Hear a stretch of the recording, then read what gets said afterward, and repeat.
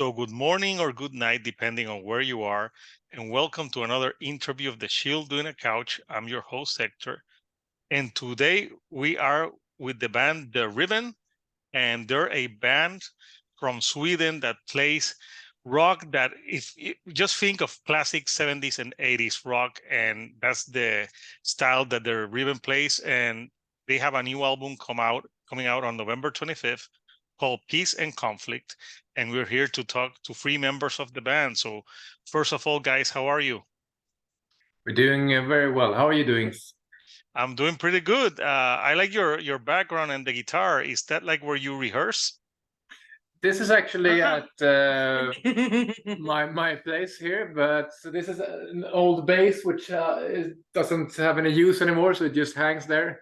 So like all basses, has no use. Wow. Oh, a bassist joke. So we have, first of all, say who you are and what you do in the band. Well, I'm a bass player. My name is Max. And my name is Tota, and I'm the singer. My name is Arnau, and I play the guitar. Nice. So yeah, I got the pleasure to listen to your album. I was listening a few times this week and last night to prepare to talk with you guys. And I must tell you, you took me on a journey, like a classic rock journey, and it's pretty like refreshing to hear that type of music nowadays, that classic rock sound in 2022. Obviously, you guys give it like a more modern type of flair to it. So you guys growing up, like, what were your main musical influences? I mean, I started listening to like rock and stuff, like with 70s. Like I think I discovered like, or I heard the Rolling Stones on TV for the first time, and then I was kind of hooked. And then it was like all the 70s rock, like AC/DC, Aerosmith, all the kind of stuff that got me into playing guitar and enjoying guitar and stuff like that. Nice. What about you, Max? What bands influence you in the bass? Oh, there's a lot of bands that influences me on the bass, but I think one of the prime bands for me, like both growing up and now, like still, this band called Rush. Actually, it's a band called Rush because they quit now. With Geddy Lee on bass. I mean, everyone knows Rush. A little band called Rush. Yeah, exactly. a little wee little band from Canada. Yeah. And then I'm a big Iron Maiden fan as well. So like Steve Harris bass playing is influenced me quite a lot, as well as like Black Sabbath with Geezer Butler. So I would say those three bands are like my major influences. Okay. What about you? How do you say pronounce your name? Tota? Yes, Tota. Tota. Okay. Which singers influence the way that you like to sing? Yeah, so the first like real encounter I had with the singer that just made me, lose my mind and thinking like, this is what I want to do. It's Steve Perry in Journey. Oh yeah. He has a great voice to karaoke too. I was about 10 years old, I think, when I heard it the first time, and I just knew like, whoa, like this is it. So you didn't stop believing. Yeah, I guess that's a good one. But from there on, like I love the more like kind of bluesier vibe of like David Coverdale and Paul Rodgers and like these old classic kind of hard rock bluesier kind of singers as well as some old soul ones, like Otis Redding and Etta James and stuff. Nice. And so you're gearing up now for your second album, Peace and Conflict. How have you changed in sounds from your first record to the sophomore album that's coming out in a few weeks? I think, if I may take that one, I mean, we've added a second guitar. He's not here tonight, but it's a guy called Joachim. So now we have more of a twin guitar kind of sound with the leads and harmonies, which help us to like nuance our sound a bit. And I think as well, we've kind of grown more into songwriting instead of like playing stuff that we think is really, really cool. I think we're given the songs more space to grow themselves. We also recorded this album on our own. We rented a cabin down in the southern parts of Sweden, and then we just went down there with all of our equipment and all our gear, and just stayed there for 3 weeks to record everything. So I think it's got this like organic feel to it. Nice. So you guys went into the cabin in the woods, started doing some riffing, and you have Peace and Conflict.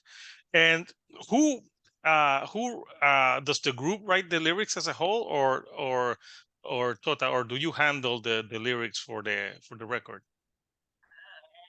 I think it's about like I do maybe 80% of the lyrics, and then there's some inputs, but I don't think, for this record it's a bit like Adnan has written one song on his own, basically. The best one. I just had to make sure like it fit, like, you know, the syllables and everything. And then like both are now Max and Joachim has come with some inputs. But yeah, I would say I do the most part of it. Most part of it. So I know that Peace and Conflict is one of the singles that you released, and it's a great song. Why did you choose Peace and Conflict as the album title?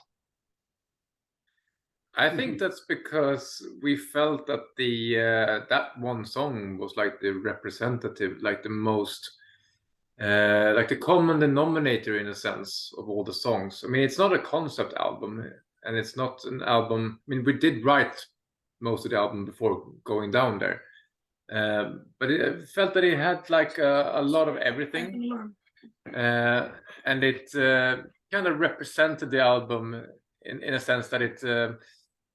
It had like the biggest like spectrum of different stuff happening, so it kind of summarized the whole album in a sense. Nice. So when you guys went into the cabin, you already had the songs, but you had the songs, but you recorded them all in the cabin? Yeah, exactly. That's correct. So how was that experience of like going into nature and doing the recording for yourself and handling that? How did you find that experience? I think musically it was very rewarding, because I mean, it was basically just us. There was a friend of us, Gustav, taking pictures and documenting the whole process in a way, but it was just the five of us just like playing the songs and recording them and analyzing, okay, that was a good take, or we should take this song in this direction, we should do this, yada.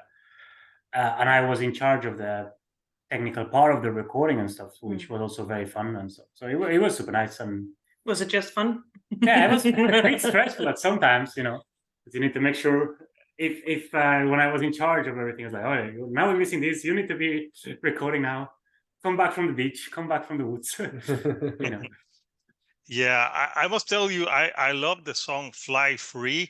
It gave me a little bit of old AC/DC vibes to that one. What's that song about, Fly Free? It's so when I was a kid, then like when I was like about like just became a teenager, right? I was obsessed with Journey, like I told you. Yeah. And I had like my CD player that you had back then, a portable CD player. And I had a couple of Journey albums. And like I referred to Journey as car music. Because for me it was just like the best music you could listen to in a car. Like it just set the sound for the backdrop of driving long distances on a road. And then for me, like I love listening to music in a car. So Fly Free is really like my love for listening to music in a car. Yeah, I can't drive without listening to music. It would feel weird just to listen to silence. Yeah. That's stressful. Yeah. Yes, and stressful as well. So yeah, Tota, would you see Journey now without Steve Perry, or is that like sacrilege? I've actually never seen them without with Steve Perry. So yeah, I've seen them with other singers. Me too. I don't remember his name, but I saw them. Yeah. Steve Augury, maybe. It's the guy I saw with them. I don't know. And now I think he was from the Philippines, the guy that played. Yeah, that's a current one. Yeah. Arnel Pineda. Yeah. Arnel Pineda, yeah, exactly. Yeah, it's very good. Exactly. I still have money saved, you know, to go to America if Steve Perry's ever gonna perform live. Yeah, I think he's still performing. on his own, and I don't know if he sounds as great as he did, but yeah, like Journey is some great driving music. So for you guys on this album, which song was the one that was the hardest to write, and why? I think it was actually, if I say this, like Peace and Conflict. It's a little bit different. Like, it's not that like just hard hitting groove, like steady going beat. It doesn't really have that. It's a bit more intricate. Like, so I think we actually ended up working a lot on it. I know you were a bit hesitant towards the song, like early on. Maybe I'm always hesitant. Yeah, I don't know. To me, it was the Sorcerers of the Sky, because I think we had the idea a long time ago. And you know, when you have the first riff, and okay, that's cool, but where does this go? So we started here, and I was like, okay, but where do we go? And it was very hard to find where to go. And we tried a bunch of verses and choruses and stuff. And then I think we ended up with the first thing we had played, and I was like, but you know, we record most of the stuff on the phone and go back on your phone. I was like, we did this on the first rehearsal. Yep, this is great, guys. Why the fuck? What have we done with the last few weeks of trying to find a different verse for this song? Yeah. But yeah, that one took a lot of thinking time, and yeah. So yeah, sometimes on the listening to the album, I felt a lot of like Tota singing style. I don't know why it reminded me a little bit of Stevie Nicks from Fleetwood Mac. So I was, yeah, I didn't know, like, yeah, but when you said Journey, I'm like, oh well, I thought you were gonna say Fleetwood Mac, but yeah, it's amazing that you were influenced by those bands. And so on the record, so you told me what's the hardest song. Which is your favorite song to play? The one that's the most fun to play right now? I think for me personally, the most, fun song to play, I think it's the album Closer called Death. Yeah, that's cool. That's a long song, like 6 minutes. It's quite a long song, and we have been doing it live because we were touring earlier the spring with our friends in Deadlord, and we had to play a short set, but we chose to include that song anyways. And it's a great song to end the set with, because everyone, it's like so finite. It's like, yeah, this is death. I mean, and it's, I think that's a great title, but it's also got this like transition which really makes you like think about like your life, and think about like the gig and whatnot. So you can, when you're playing it, you can see people like, going through emotions, which I think is great. And I think we're doing it real well as a live song. So but it was like cool as well, because when we record that song, that's actually the one song that we recorded. We ended, like, I was singing along to them when they were recording the instruments, and we kept most part of that vocals. So what you hear the song, it's like, most of it is, it's a one take. Oh wow. So the song on the CD, it's kind of live. So when you play it live, I the same, like I get the same emotion, like it's there, it's like really present. Yeah, exactly. Yeah, so that's a good. Yeah, so the only one that has a solo now. Oh yeah, that too. Yeah. So live solo and live vocals. Exactly. That's rare today when you can do a million takes. Yeah. No, yeah, that's especially, yeah. Well, maybe you got that old school rock band mentality where they had, they rehearsed the songs a lot, so when they went to the studio they had it ready. Not like now that some bands like, they screw something up but they have Pro Tools or something to fix. You went with that old school mentality, which is great, because like it's great to go into the studio and you can hash that out, and you already have the songs pretty well written. I'm guessing recording on that house that you rented, was it more like, did you feel like less pressure, or like more free being out in the wild and recording yourself than going to a studio? I mean, we had some, it's not actually rented, it's an old family place of mine. Better yet.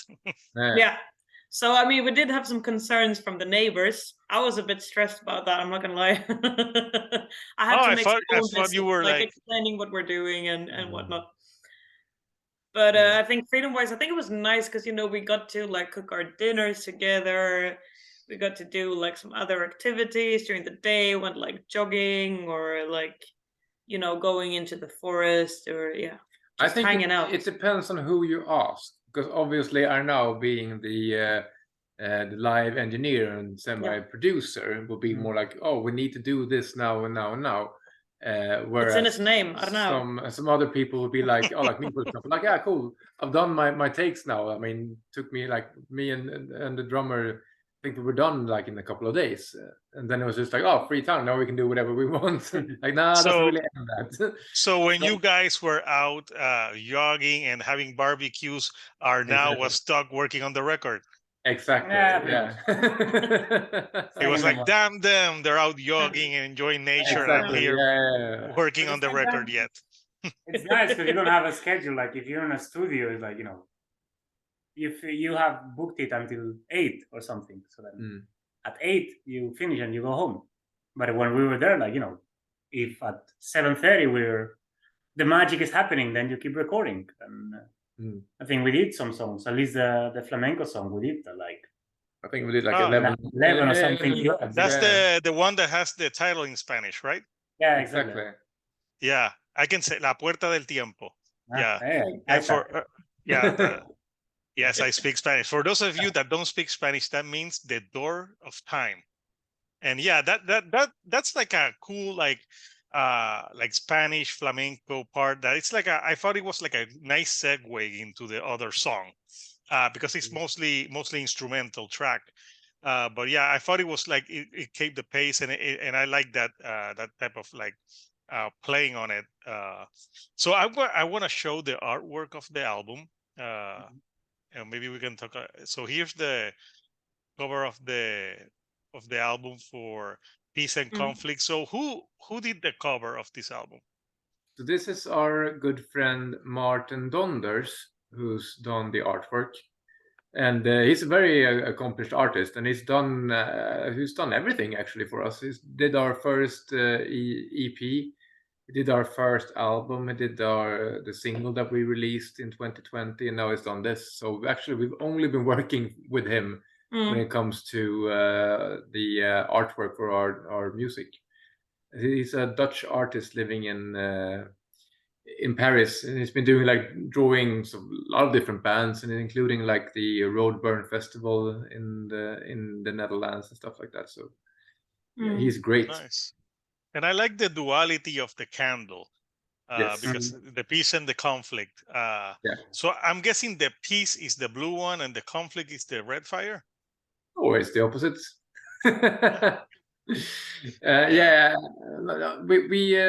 We kind of wanted him to have this candle burning in both ends, because for us, like peace and conflict is more focused on like the inner peace and conflict of people, and how much like how time is running away when you're like fighting with yourself and fighting with other people. In the beginning of recording this album, a lot of the songs were about time. And I think that's because we recorded it during the pandemic, so people were locked in. So for some reason, all of our songs, they tended to shift to have something to do with time. Time is just great to write about. Yeah, exactly. Yeah, sometimes it takes forever, and sometimes it moves so quickly. Yeah, definitely. So that's part of the peace and conflict as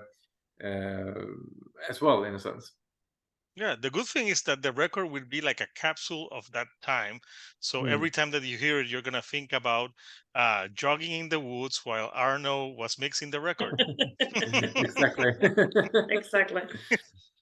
So yeah, I think, I would recommend this band to people who love classic rock.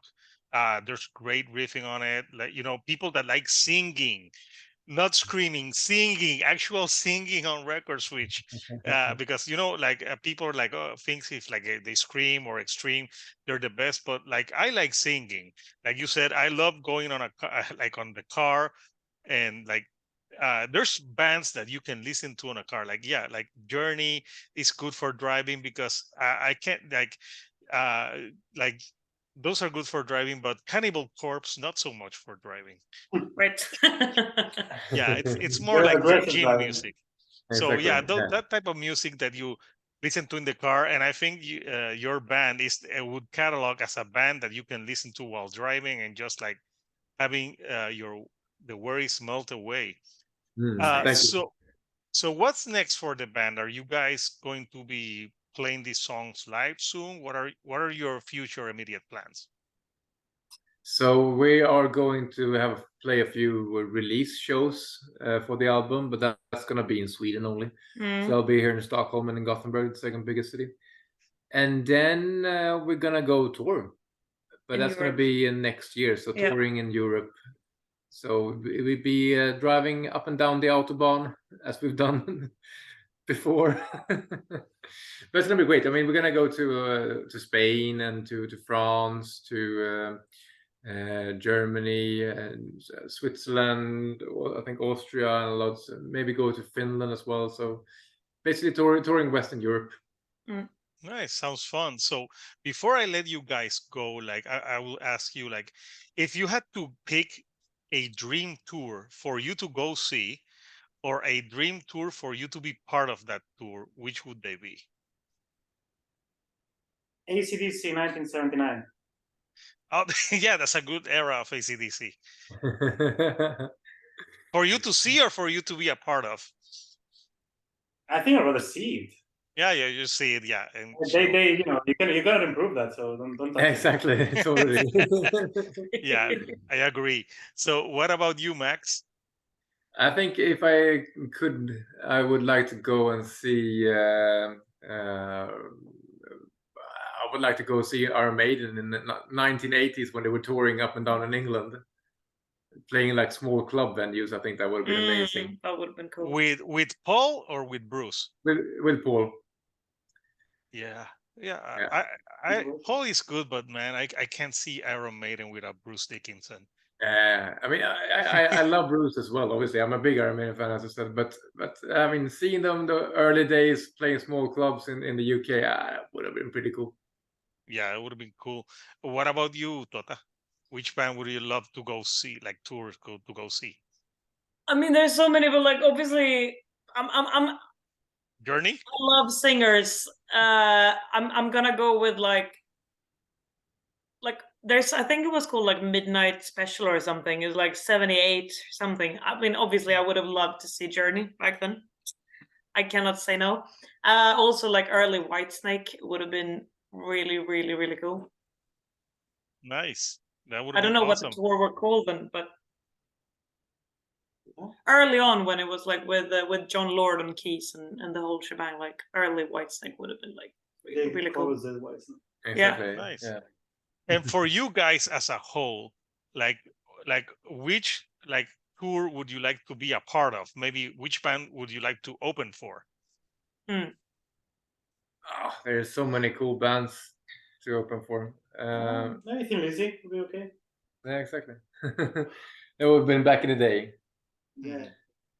I mean, open up for Judas Priest.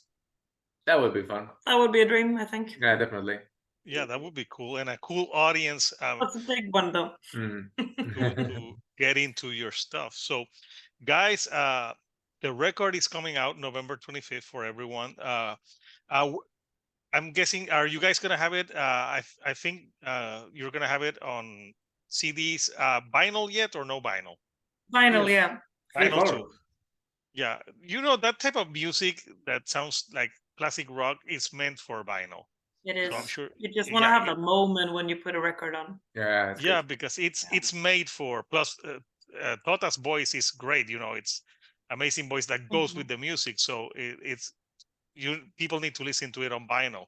So I'll put the links so people can go and pre-order it. And it's out in 2 weeks. It's gonna be out on November 25th. So look out for that. So anything you would like to say to the fans, people who are watching this video? I would like to say, you go first. Yeah, buy our records. Wow. That's All right. a good one. We're hungry. We are hungry. He's doing the right thing. I'm gonna say, thank you to everyone who's gonna listen. We love what we're doing. We love to play music. We'd love to come play, obviously, in America someday as well. We love to rock out, and we hope you love to listen to us. Nice. So people, the Riven is having that album out November 25th, Peace and Conflict. Go get it.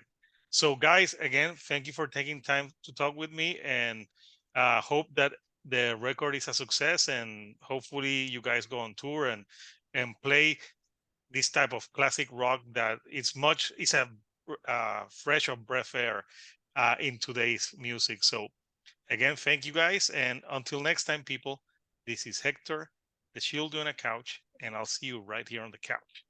Thank you